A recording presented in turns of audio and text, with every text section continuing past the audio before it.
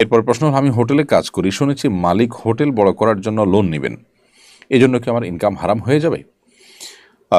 এই প্রশ্নটি আর অনেক ভাই বোনদের। আপনি কোনো প্রতিষ্ঠানে চাকরি করছেন, যে প্রতিষ্ঠানের মালিক পক্ষ সুদি লোন নিয়েছেন ব্যবসা সম্প্রসারণ করবার জন্য। ওই প্রতিষ্ঠানে আপনি যদি চাকরি করেন আর আপনার চাকরির বেসিক কাজ বা ডিউটিটা কোনো হারাম কাজে সহযোগিতা না হয়, তাহলে সেক্ষেত্রে আপনার সে চাকরি হারাম হয়ে যাবে না। কোম্পানি সুদি লোন নিয়েছে, এর কারণে আপনার উপার্জন বা উপার্জিত অর্থ, আপনার বেতন, সেটি হারাম হয়ে যাবে না। কারণ আপনি যে টাকাটা বৈধ কোনো কাজ করে পরিশ্রম করে পারিশ্রমিক হিসাবে গ্রহণ করেছেন, সেই টাকাটাই যে সুদি যে লোন নিয়েছেন হুবহু ওই সুদি লোনের টাকা বা সুদের টাকা, এটা আপনি নিশ্চিত নন। কারণ কোম্পানির আরও টাকা আছে, সেটা হয়ে গেছে মিশ্রিত টাকার মতো।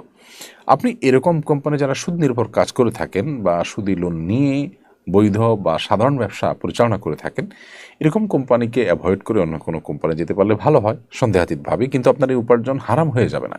অর্থাৎ এর কারণে আপনার কোম্পানি চেঞ্জ করাটা আপনার জন্য আবশ্যক হয়ে যাবে না। বিকজ কোম্পানি তার পুঁজির একটা অংশ সুদি লোন থেকে নিয়েছে, আপনাকে যে বেতন দিয়েছে হুবহু সেখান থেকেই দিয়েছে, নট নেসেসারি তাদের নিজস্ব টাকা আছে, অল্প হোক বেশি হোক, এবং সেটা তারা রোলিং করছেন, এবং আপনার ডিউটিটা বেসিক্যালি হালাল। সো এটার উপর ভিত্তি করে, সন্দেহের উপর ভিত্তি করেই শুধুমাত্র আপনার টোটাল উপার্জন হারাম হয়ে যাবে না। অতএব কোম্পানি সুদি কারবার করাতেই আপনি সেখানে চাকরি করলে হারাম হয়ে যাবে, ব্যাপারটি এতটা সহজে সমীকরণ করবার মতো নয়।